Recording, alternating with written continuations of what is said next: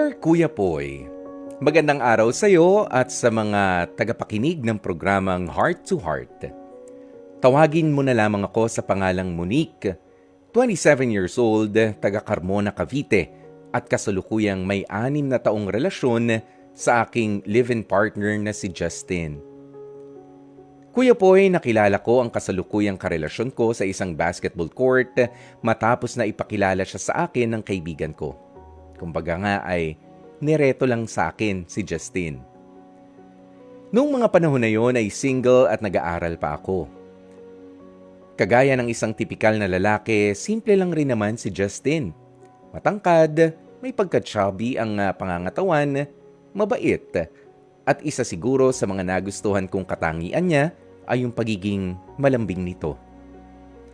Sa simpleng chat lang, nagsimula ang komunikasyon namin ni Justin. Ginamit ko ang pagkakataong yun para makilala pa siya ng mabuti. Kinalaunan nga, Kuya Poy, ay tuluyan na ngang naging opisyal ang aming relasyon. At para maging legal kami sa aming mga magulang ay nagawa ko rin siyang ipakilala sa kanila.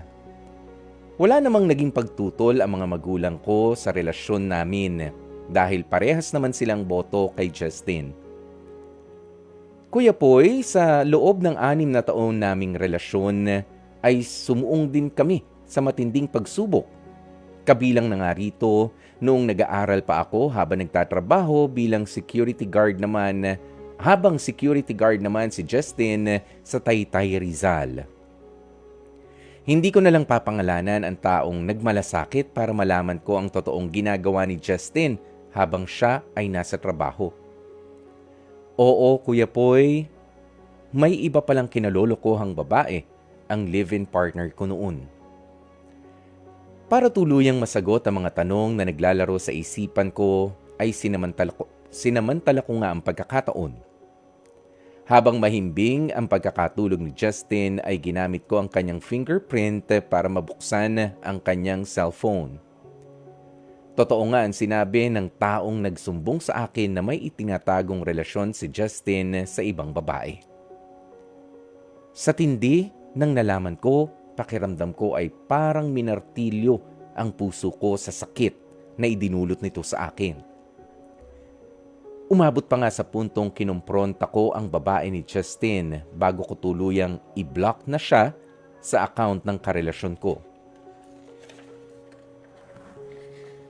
Bilang isang biktima ng panloloko, Kuya Poy, ay hindi ko rin maiaalis sa aking sarili na tuluyang masira ang tiwala ko para sa mahal ko.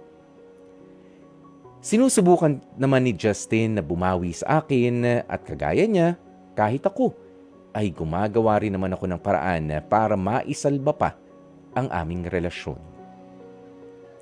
Hanggang dito na lamang muna, Kuya Poy, at nagpapasalamat ako sa pagkakataong naibigay mo na maibahagi ang kwentong ito sa inyong programang Heart to Heart. Lubos na gumagalang, Monique. Specially for you.